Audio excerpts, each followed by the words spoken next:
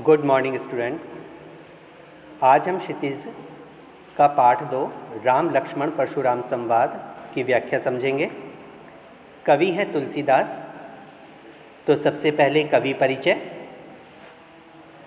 भक्ति काल की राम भक्ति शाखा के प्रमुख कवि गोस्वामी तुलसीदास का जन्म उत्तर प्रदेश के बांदा जिले के राजापुर नामक गांव में हुआ था। भक्ति काल हमारे हिंदी साहित्य में 4 काल हैं: वीरगाथा काल, भक्ति काल, रीतिकाल, आधुनिक काल। अर्थात जिस काल में जिस तरीके की रचनाओं को ज़्यादा लिखा गया, उन रचनाओं के आधार पर उस काल को नाम दिया गया। तो भक्ति काल में भक्ति से संबंधित रचनाएं अधिक लिखी गईं, इसलिए इस काल को भक्ति काल कहा गया। इस काल में नरोत्तम दास, रहीम दास, रसखान, मीराबाई, तुलसीदास, सूरदास जैसे महान कवि और कवित्रियाँ हुई हैं। राम भक्ति शाखा क्या है? राम भक्ति शाखा यानी जो लोग राम के उपासक हैं, राम की पूजा करते हैं, वह लोग राम भक्ति शाखा के अंतर्गत आते हैं। और जो लोग कृष्ण के उपासक हैं, वह कृष्ण भक्ति शाखा के कहलाते हैं। जो माँ दुर्गा के भक्त होते हैं, वो शाक्य कहलाते हैं। और जो शिव की उपासना करते हैं, वो शैव कहलाते हैं। तो राम की भक्ति करने वाले राम भक्ति शाखा के कवि हैं कवि गोस्वामी तुलसीदास, जिनका जन्म कहाँ हुआ? उत्तर प्रदेश के बांदा जिले में और राजपुर नामक गांव में हुआ। कुछ विद्वान इनका जन्म एटा मानते हैं। विद्वानों में मत है इनके जन्म स्थान को लेकर के। तो कुछ विद्वान एटा इनका जन्म स्थान मानते हैं। इनकी माता का नाम हुलसी था। क्या था इनकी माता का नाम? हुलसी। तथा पिता का नाम आत्माराम था। और पिता का नाम क्या था? आत्माराम। माता का नाम हुलसी, पिता का नाम आत्माराम। ये मूल नक्षत्र में पैदा हुए थे। माना जाता है कि जो बच्चा मूल नक्षत्र में पैदा होता है वो माँ बाप के लिए अशुभ होता है, ऐसा माना जाता था। अब वर्तमान में ऐसा नहीं मानते हैं, पर उस समय ऐसा माना जाता था। तो इनके माता पिता ने क्या किया? इनको त्याग दिया। इन्हें बचपन में भिक्षाटन द्वारा जीवन यापन करना पड़ा। बाद में इनके गुरु बने नरहरि दास जी। कौन बने इनके गुरु? नरहरि दास। बाद में उनकी बेटी रत्नावली से इनका विवाह हो गया। यह रत्नावली से अत्यधिक स्नेह करते थे। यह रत्नावली से अत्यधिक स्नेह करते थे। एक बार रत्नावली ने इन्हें कड़वे वचन कहे, जिस कारण इन्होंने उसी क्षण रत्नावली को त्याग दिया।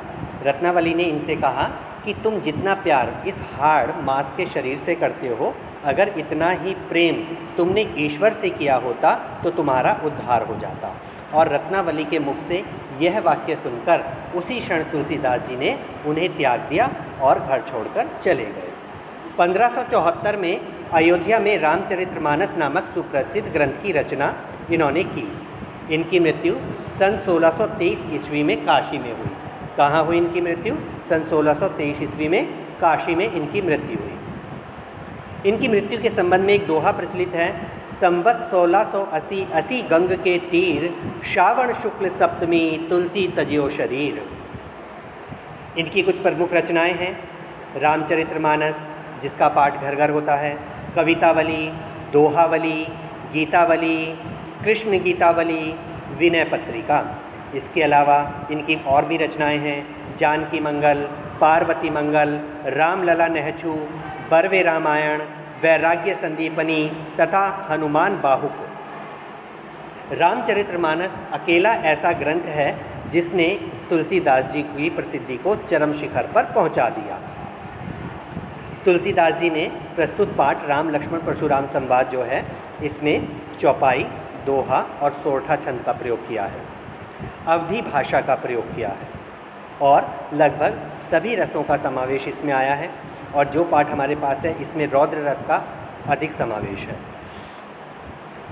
तो अब हम अपने पाठ की व्याख्या की ओर चलते हैं। पाठ का नाम है राम लक्ष्मण परशुराम संवाद। इनके द्वारा लिखी गई रामचरितमानस जो कविता है, रामचरितमानस जो रचना है, उससे इस कविता को लिया गया है। हमारे पास उसकी कुछ चौपाइयाँ यहाँ पर प्रस्तुत की गई हैं। इसमें उस समय का वर्णन है जब सीता स्वयंवर के समय रामचंद्र जी ने धनुष का खंडन किया था। तब वहाँ पर परशुराम क्रोध में भरकर आए और उनके और लक्ष्मण के बीच और राम के बीच क्या क्या संवाद हुआ उसका वर्णन इन चौपाइयों में किया गया है।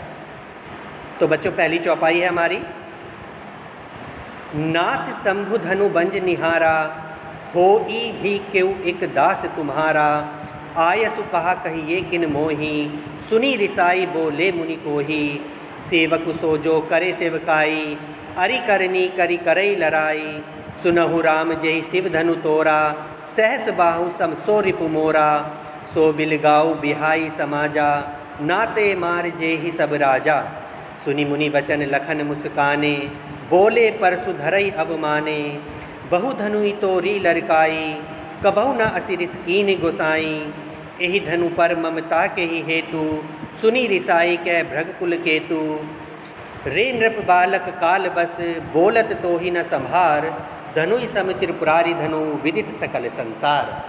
जो प्रस्तुत चौपाई है, इस चौपाई में परशुराम जी बीच सभा में पहुँचे और उन्होंने क्रोध में भरकर पूछा कि मेरे इस गुरु के शिव धनुष को तोड़ने वाला कौन है। परशुराम जी के गुरु कौन थे? भगवान शंकर। उन्होंने इसीलिए पूछा कि मेरे गुरु के इस धनुष को तोड़ने वाला कौन है। तब श्री राम जी विनम्रतापूर्वक हाथ जोड़कर खड़े हुए और बोले कि हे नाथ, इस धनुष को तोड़ने वाला कोई आपका दास होगा। नाथ शंभु धनु बंजनिहारा, ठीक है, शंभु यानी भगवान शंकर, धनु माने शिव, भगवान शंकर के इस धनुष को तोड़ने वाला हे नाथ आपका कोई दास होगा। आयसु कहा कहिए किन मोही, आयसु का मतलब होता है आज्ञा, मोही मतलब मुझे, आप मुझे आज्ञा दें। किसने कहा? ये श्री राम ने, कि आप मुझे आज्ञा दें।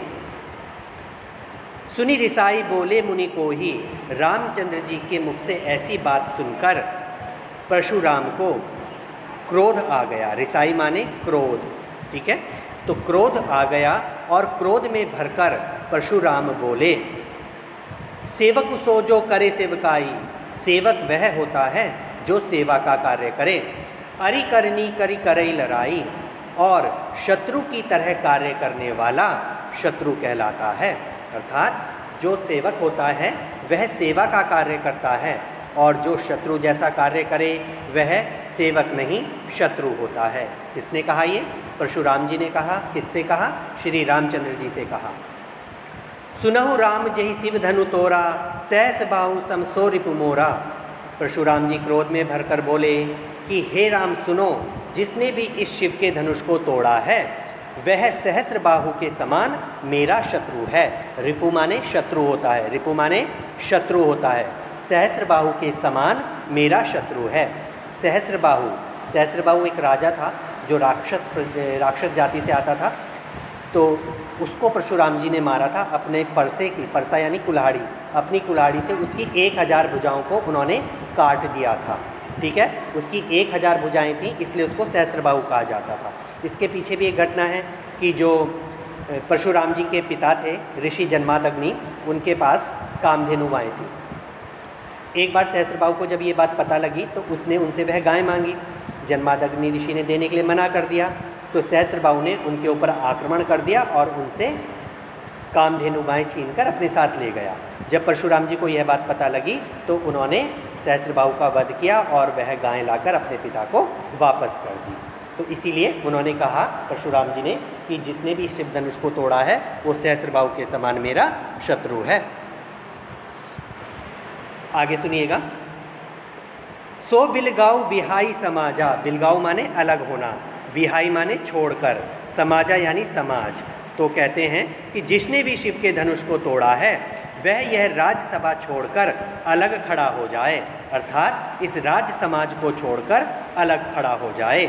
ना तय मारे जे ही सब राजा, नहीं तो यहाँ उपस्थित सभी राजा मारे जाएंगे। जेही का मतलब होता है जाएंगे, ठीक है। सुनी मुनि वचन लखन मुस्काने, अब परशुराम के ऐसे कठोर वचन सुनकर लखन अर्थात लक्ष्मण जी मन ही मन मुस्कुराने लगे।